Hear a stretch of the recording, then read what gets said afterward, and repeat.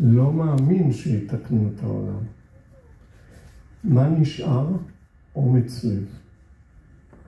אז קודם כל כדאי להתאזר בקצת אומץ לב ובפרספקטיבה שאומרת פסימיות איננה נוגדת את התקווה, אופטימיות איננה נוגדת את התקווה.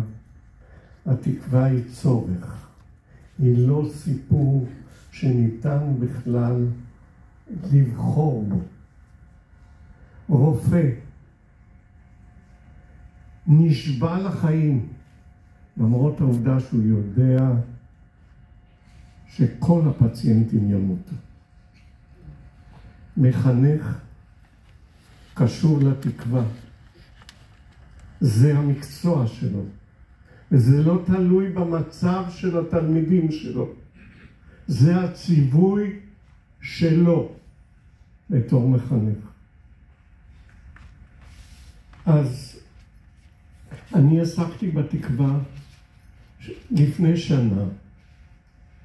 למה? כי אני רוצה להזכיר לכם. הייתה תקופת קורונה שבידדה את כולנו. אחרי זה היו העימותים על המשפט, וכולנו היינו אחוזים תזזית.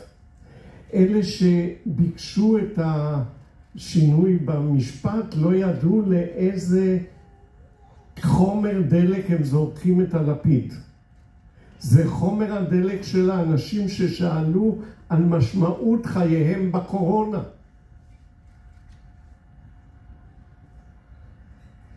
ולכן, לפני שנה, הוצאתי ספר שקוראים לו מן המדרון. ושאלו אותי, איך אתה כותב ספר מן המדרון? איזה מין כותרת? במיוחד לאדם זקן, אסור לו לכתוב דברים כאלה. אבל אני חשבתי אז, במדינת ישראל זאת היא מדינה שכל אחד הולך עם דרכון, ועם דרכון נגד הדרכון של מישהו אחר.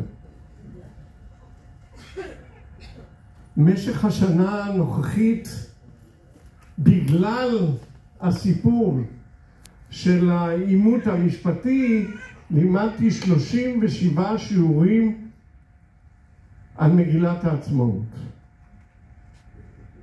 ובין השאר מצאתי שם מסמך שכותב איש אגודת ישראל אחרי שהוא חתם. והוא כותב, סליחה, אני כואבת לי המגילה הזאת מאוד. אלוהים לא מופיע שם. היישוב הישן שבנה את הארץ לא מופיע שם. כואב לי, אבל חתמתי.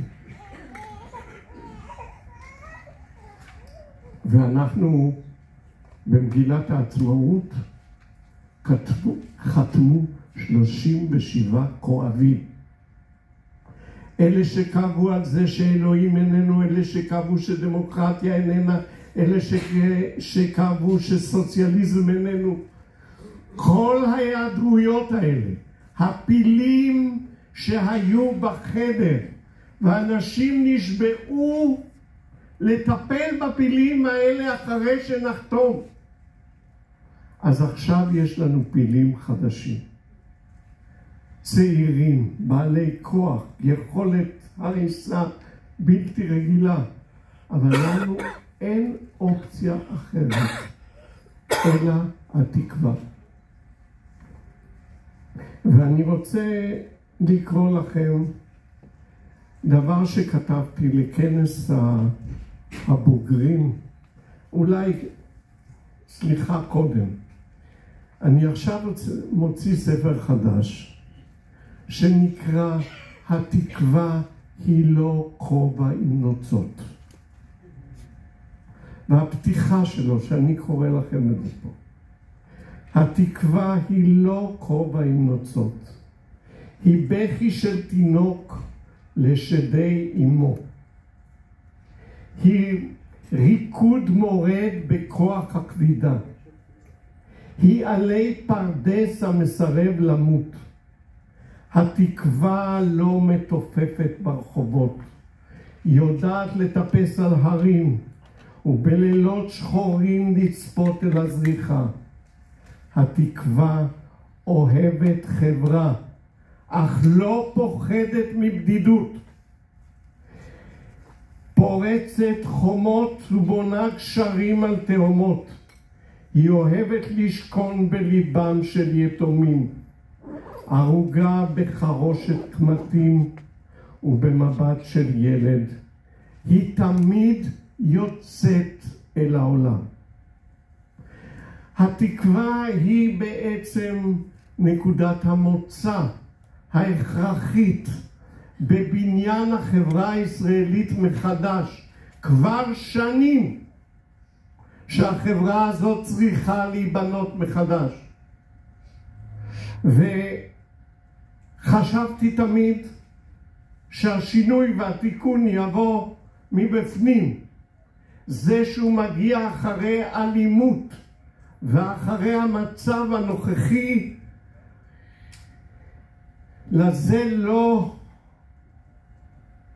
את זה לא ידעתי. ואני רוצה עוד לקרוא לכם שני קטעים ובזה לסיים. הקטע הראשון, שאולי אתם זוכרים אותו.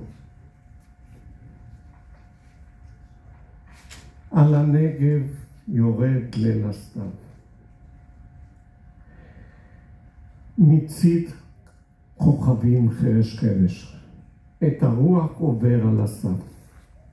עננים מהלכים על הדרך. כבר שנה לא הרגשנו כמעט איך עברו הימים הזמנים בשדותינו. כבר שנה ונותרנו מעט, מה רבים שאינם כבר בינינו. ואני רוצה לסיים לדברים שכתבתי לכנס ותיקי הגליל העליון שהתקיים ב7 לאוקטובר השנה, בעוד כמה ימים. חברים, אנחנו זוכרים את אלפי הטילים המפוצצים, את פריצת הגדרות, את אלפי עיני השנאה בבתינו, את החורבן, החטיפות, ההתעללות, את הרצח.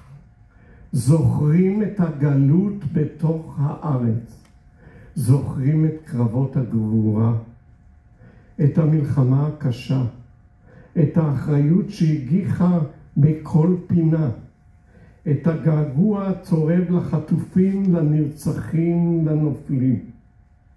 בכל אלה עמד עם ישראל, ובתוכו קהילותינו, קיבוצינו, במיוחד בנגב ובגליל.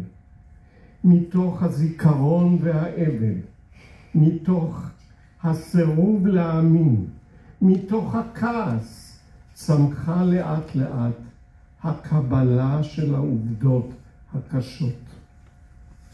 נקום מאבלנו, זוכרים, נדחפים אל תיקון, לתקווה, כל אחד בדרכו, בזמנו, והתקווה יודעת לחבק ולא להרדים,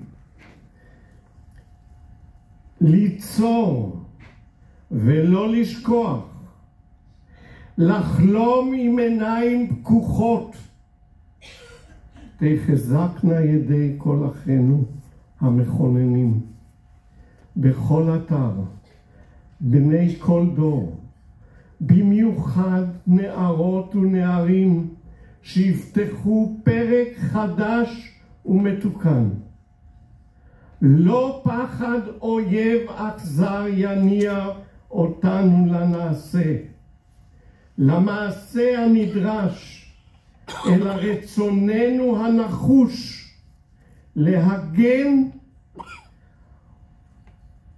ולממש את היקר לנו, אף על פי כן. תודה רבה.